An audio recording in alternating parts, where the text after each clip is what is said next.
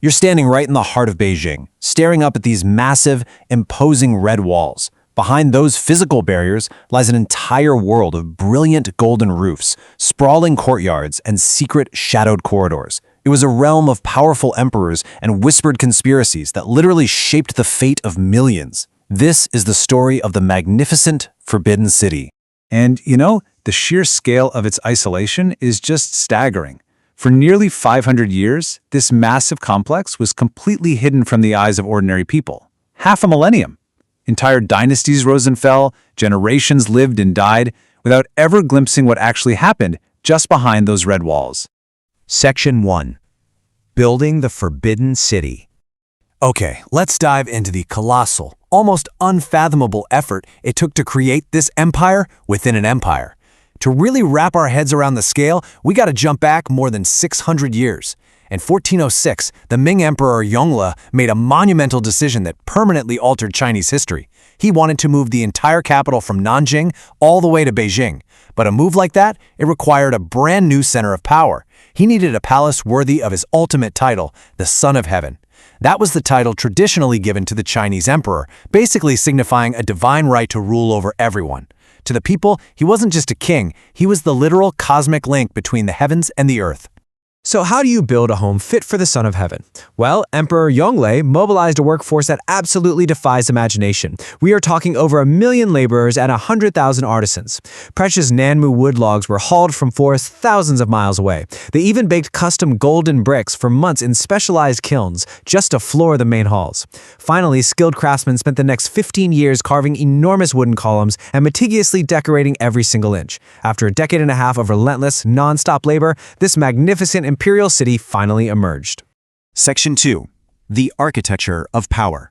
Because this place wasn't just big, it was incredibly deliberate. The new city contained hundreds of buildings and thousands of rooms, and absolutely every single one of them was arranged according to strict Chinese cosmology. Now, what's really interesting here is how these specific symbols decode the mindset of the empire. Nothing was placed there by accident. Take the dragon, for instance. It represented imperial authority, strength, and the raw power of the emperor. Then there's the color yellow, strictly associated with imperial power. And the number 9, you see it repeated everywhere because it was a highly auspicious number deeply tied to the emperor. In fact, legend says the city was built with exactly 9,999.5 rooms just to avoid upsetting the gods in heaven, who supposedly had 10,000. Every detail was engineered to send one very specific message, and that core message was undeniable. The emperor was at the absolute center of the world. The deep imperial red walls, the brilliant golden roofs, the meticulous alignment of the courtyards.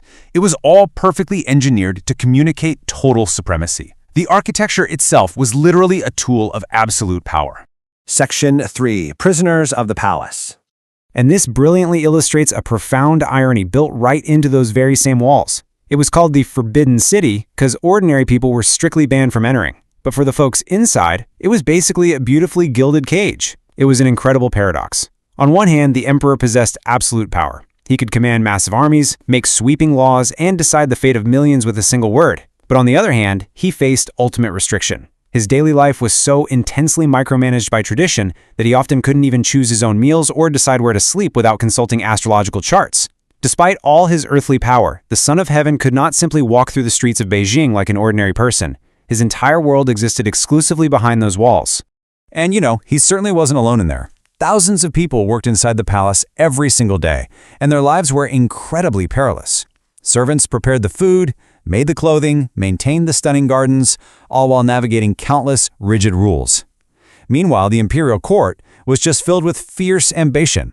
Officials lived in a constant state of high-stakes competition, fighting for influence, forming alliances, and secretly plotting against their enemies.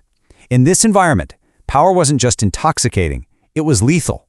A single whisper could change someone's destiny, a single mistake could destroy an official's career, or literally result in the execution of their entire extended family. It was a terrifying punishment known as the 9 familial exterminations.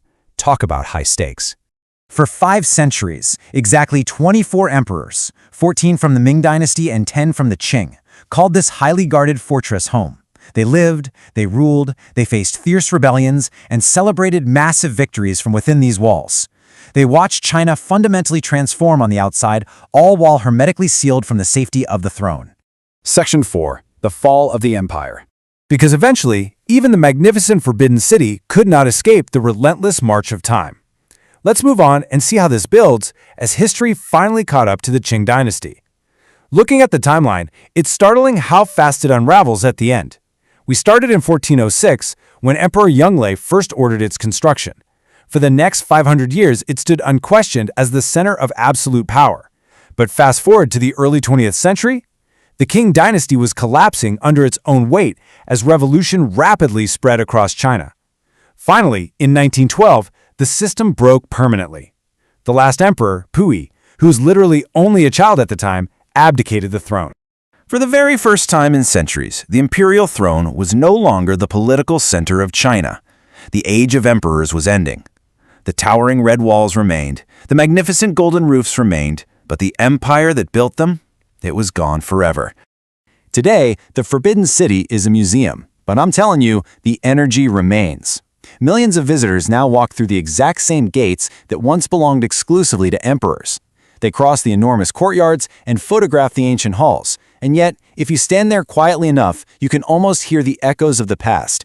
You can almost hear the footsteps of officials nervously approaching the throne, the heavy drums announcing the emperor's arrival, the hushed whispers of servants moving through secret corridors, and the voices of rulers who honestly believed their empire would last forever. Its walls still faithfully hold the memories of a completely vanished world, a world of absolute power hidden away from the rest of humanity for nearly 500 years. So I'll leave you with this to consider. Does absolute power ever truly vanish, or does it just leave a lasting monument behind? Thank you so much for exploring this fascinating slice of history with me on this explainer. Keep learning and keep looking closely at the walls around you.